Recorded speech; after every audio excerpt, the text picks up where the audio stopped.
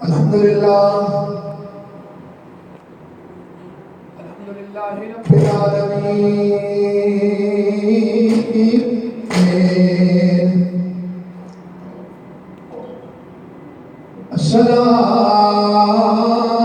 الصلاة والسلام على أشرف الأنبياء والمرسلين أما بعد فأعوذ بالله من الشيطان الرجيم بسم الله الرحمن الرحيم ألا إن أولياء الله لا خوف عليهم ولا هم يحزنون صدق الله مولانا العظيم إن الله وملائكته يصلون على النبي يا أيها الذين آمنوا صلوا عليه وسلموا تسليما بابا بڑی صلاۃ و سلام علیک یا سیدی یا رسول اللہ وعلی آلک و اصحابک یا حبیب اللہ واہ کیا مرتبہ ہے غوث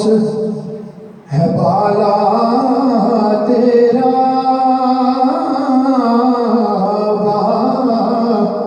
کیا مرتبہ اے غوث ہے بالا تیرا اونچے اونچوں کے سروں سے ہے قدم اعلیٰ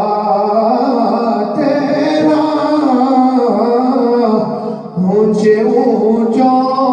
کے سروں سے ہے قدم اعلیٰ تیرا اور مٹ گئے ہیں مٹ جائیں گے آگا تیرے نہ مٹا ہے نہ مٹے گا کبھی چرچا تیرا اور تو گٹائے سے کسی کے نہ گٹا ہے نہ گٹے جب بڑھائے تجھے اللہ تیرا جب بڑھائے تجھے اللہ تیرا حمد و ثنا کے بعد انتہائی واجب الاحترام حاضرین و سامعین ربیع الثانی شریف کا مہینہ جاری اور ثانی ہے اور اس ماہ مبارک میں محبوب سبحانی حضرت شیخ عبدالقادر جیلانی قدس سچلو کی 11 قدیم کا وفات ہے اس حوالے سے چند معذرات پیش کرنے کی سعادت حاصل کروں گا حاضرین محترم اولیاء اکرام تو اس دنیا میں بہت ہوئے اور قیامت تک ہوتے رہیں گے اور اس میں کوئی شک نہیں کہ کشف و کرامات اور بعض خصوصیات کے لحاظ سے حضرت غوث اعظم رضی اللہ عنہ کو اولیاء کی جماعت میں ایک خصوصی امتیاز حاصل ہے اور یہی وجہ ہے کہ اولیاء متقدمین میں سے بہت سے باکمال اور بڑے بڑے صاحبان کشف و حال بزرگوں نے آپ کے ظہور کی بشارتیں دی ہیں اور اولیاء متاثرین جو بعد میں آنے والے ہیں ان میں سے ہر ایک آپ کی مقدس دعوت کا نقیب اور آپ کی مدح سماج کا خطیب رہا حاضرین محترم حضرت غوث اعظم رضی اللہ تعالیٰ عنہ یکم رمضان کو مبارک کو ایران کے ایک شہر گیلان میں پیدا ہوئے. آپ کے والد ماجد کا اسم گرامی سید ابو صالح جنگی دوست، اور والدہ کا نام ام الخرامتہ الجبار فاطمہ ہے، جو پورا نام ہے، اور والد ماجد کی طرف سے آپ کا شجرہ نسب حضرت امام حسن علیہ السلام سے ملتا ہے، اور والدہ ماجدہ کی طرف سے جو آپ کا سلسلہ خاندان ہے وہ حضرت امام حسین علیہ السلام سے وابستہ ہے، اور اسی لیے آپ کی خاندانی شرافت اور وجاہت کے اعتبار سے حسنی سید بھی ہیں اور حسینی سید بھی ہیں۔ حاضرین محترم، تمام علماء اور اولیاء کا اتفاق ہے کہ آپ مادر ذات ولی ہیں۔ کچھ اللہ کے جو ولی ہیں وہ پیدا ہوتے ہی اللہ کے ولی نہیں بنے، دنیا میں آئے، رب کی عبادات کی، اللہ اور اس کے رسول کے حکمات کے مطابق جب انہوں نے اپنی زندگیاں بسر کی اور عبادت اور ریاضت کرنے کے بعد ان کو جا کر اللہ کا ولی ہونے کا جو شرف حاصل ہوا، لیکن سیدنا شیخ عبد القادر جیلانی محبوب سبحانی، آپ مادر ذات ولی ہیں، آپ ماں کے پیٹ میں ہی تھے تو آپ اللہ کے ولی تھے۔ حاضرین محترم، آپ کی یہ کرامت ہے کہ آپ رمضان مبارک میں طلوع فجر سے غروب آفتاب تک کبھی بھی آپ نے اپنی ماں کا دودھ نہیں پیا، اور یہ کرامت اس قدر مشہور ہوئی کہ گیلان کی جو شہر ہے جس جگہ آپ پیدا ہوئے، ہر طرف یہ چرچا تھا کہ سردار کے گھرانے میں ایک بچہ ایسا پیدا ہوا ہے جو رمضان مبارک میں دن بھر نہیں پیتا، اور بچپن میں عام طور پر بچے کھیل کود کے شوقین ہوا کرتے ہیں، مگر قدرت کو یہ منظور نہیں تھا کہ آسمان میں ولایت کا یہ روشن ستارہ کھیل کود میں مارا نہ پھرے، اسی لیے آپ لڑکپن ہی سے آپ بچپن میں ہی اللہ اور اس کے رسول کے ذکر اور اذکار میں مشہور رہا کرتے تھے۔ حاضرین محترم، آپ کی چند جو کرامات ہیں، کیونکہ ٹائم بہت مختصر ہے، اس حوالے سے ایک دو آپ کی جو کرامات ہیں وہ پیش کرنا چاہوں گا۔ حاضرین محترم، حضور غوث اعظم رضی اللہ تعالیٰ عنہ کی بے شمار کرامتوں میں سے جو ایک کرامت ہے کہ ایک بڑھیا نے اپنے لڑکے کو آپ کی بارگاہ میں پیش کر کے عرض کیا کہ حضور اس کو اپنی غلامی میں قبول فرمائیں، اور اس کو دین اور دنیا کی تعلیم ہے جو اس سے آپ اس کو اپنا فیض اس میں اپنے فیض میں اس کو بھی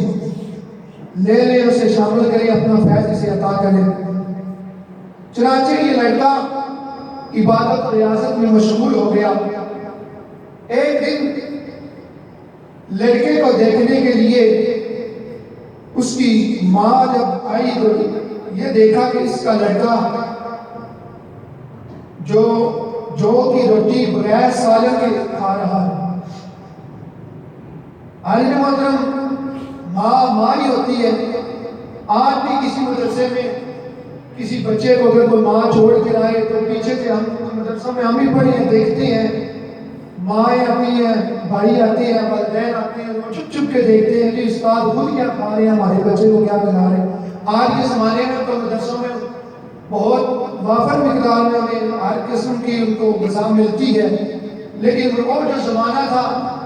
اس زمانے میں غربت تھی، لوگ گھروں میں جا کر روٹیاں اکٹھی کرتے، کسی کو ملتی کسی کو نہ ملتی۔ تو اس بچے کی جو ماں تھی وہ دیکھنے کے لیے آئی تو اس نے دیکھا کہ اس کا بچہ جو کی روٹی بغیر سالن کے ساتھ کھا رہا ہے، اور بہت ہی اس کا بچہ جو دبلا ہو گیا، لاغر ہو گیا، کمزور ہو گیا۔ پھر جب اس بڑھیا سے نہ رہا گیا تو وہ حضور غوث اعظم کی بارگاہ میں حاضر ہے، اس نے دیکھا کہ آپ مرغی کا گوشت نازل فرما چکے اور اس کی ہڈیاں برتن میں پڑی ہوئی ہیں۔ بڑھیا نے عرض کیا حضور آپ نے میرے بچے پر کوئی شفقت نہیں فرمائی؟ آپ نے فرمایا کیسے، کیا ہوا؟ تو بڑھیا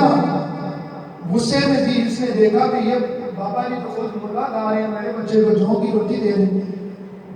تو اس نے کہا آپ تو اڑائے مرغیاں اور میرا بچہ کھائے جو کی روٹیاں، یہ کہاں کی شفقت ہے، یہ کہاں کا پیار ہے؟ یہ سن کر جناب غوث اعظم نے مرغی کی ہڈیوں کو جمع فرما کر اپنا دستے مبارک ان پہ رکھ دیا اور فرمایا کیا مرغی تو اس خدا کے حکم سے زندہ ہو کر کھڑی ہو جا جو گلی سڑی ہڈیوں کو زندہ فرمائے گا۔ حاضرین محترم، غوث پاک کا یہ فرمان سنتے ہی مرغی زندہ ہو کر کھڑی ہوگی اور بازوان مسیح یہ پڑھا لا الہ الا اللہ محمد رسول اللہ انشاء قادر ولی اللہ۔ حاضرین محترم، بڑھیا نے جب یہ دیکھا کہ یہ مرغی کی ہڈیاں ان بزرگوں نے اکٹھی کر لی ہیں اور ان پہ ہاتھ رکھا ہے تو یہ زندہ ہو گئی ہے، تو وہ بڑی آپ کے قدموں میں گر گئی اور آپ سے معافی مانگنے لگی۔ تو آپ نے فرمایا اے مائی، اے بڑھیا، تیرا بیٹا بھی جب اس مقام پہ پہنچ جائے گا کہ وہ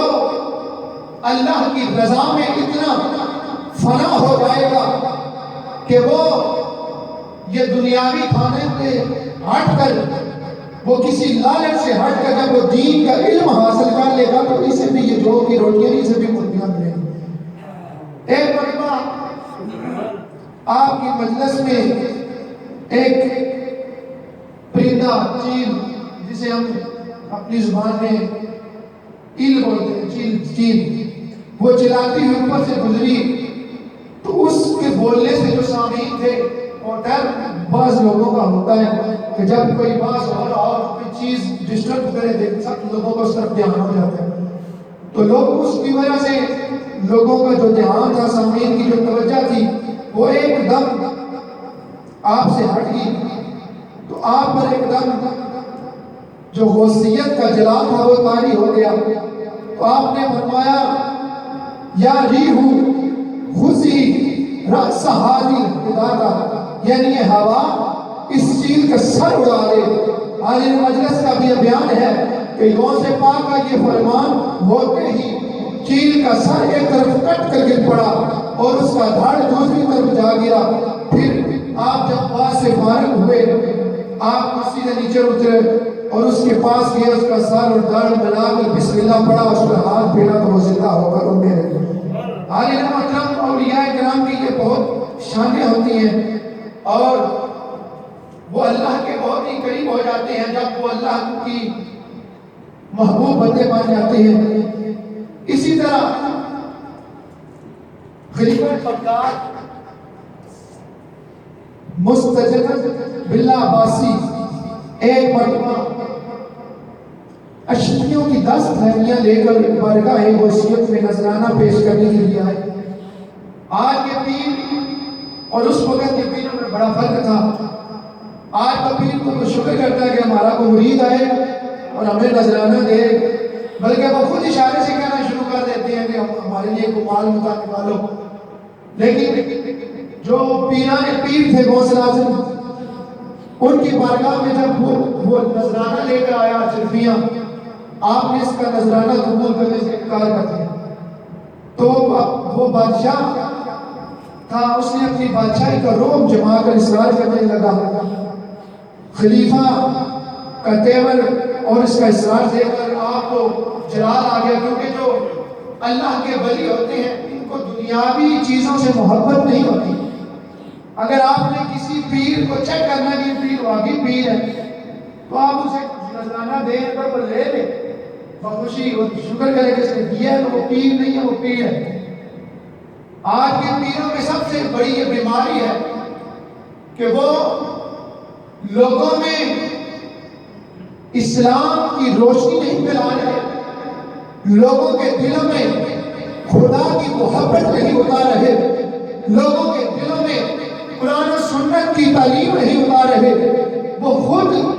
احکام شریعت کے خلاف چل رہے ہوتے ہیں، انہوں نے لوگوں کو کیا سکھانا ہوتا ہے۔ تو جب اس نے زور جمایا اپنی بادشاہی کا، زیادہ اصرار کیا، تو آپ نے دونوں تھیلوں کو دونوں ہاتھوں میں لے کر نچوڑا، تو ان تھیلیوں سے خون قطرے لگا۔ پھر آپ نے فرمایا خلیفہ تجھے شرم نہیں آتی کہ تو نے مجھے ایسا مال دیا ہے جس میں مسلمانوں کا خون بھرا ہوا ہے؟ عالی محترم خلیفہ یہ منظر دے کر ڈر کے مارے بے ہوش ہو گیا، اور آپ نے تڑپ کر فرمایا کہ مجھے عزت کے معبود کی قسم ہے، مجھے خدا کی قسم ہے، اگر اس کو خاندانی نبوت سے نسبت نہ ہوتی تو میں اس خون کو اس کے محل تک بہا دیتا۔ عالی محترم یہ اولیاء اللہ کی شان ہوتی ہے کہ وہ دنیاوی مال و متاع سے محبت نہیں کرتے، اور وہ لوگ اللہ کی رضا کے لیے اپنی زندگیاں بسر کر دیتے ہیں، اور جب بندہ خدا کے قریب ہو جاتا ہے تو نہ اس کے دل میں یہ دنیاوی حوث رہتی ہے، نہ پیسے کی محبت ہوتی ہے، نہ مال کی محبت ہوتی ہے۔ عالی محترم اسی طرح ایک مرتبہ خلیفہ بغداد بارگاہ وصیت میں سلام کے لیے حاضر کو عرض کیا کہ حضور آج آپ کی کوئی کرامت چاہتا ہے، تو آپ نے فرمایا کہ بولو کیا کرامت دیکھنا چاہتے ہو؟ تو خلیفہ نے عرض کیا حضور اس وقت سیر جی چاہتا ہے۔ یہ سیر کا موسم نہیں تھا اس وقت، مگر آپ نے ہوا میں اپنا ہاتھ اٹھایا تو دست مبارک میں 2 سیب آ گئے۔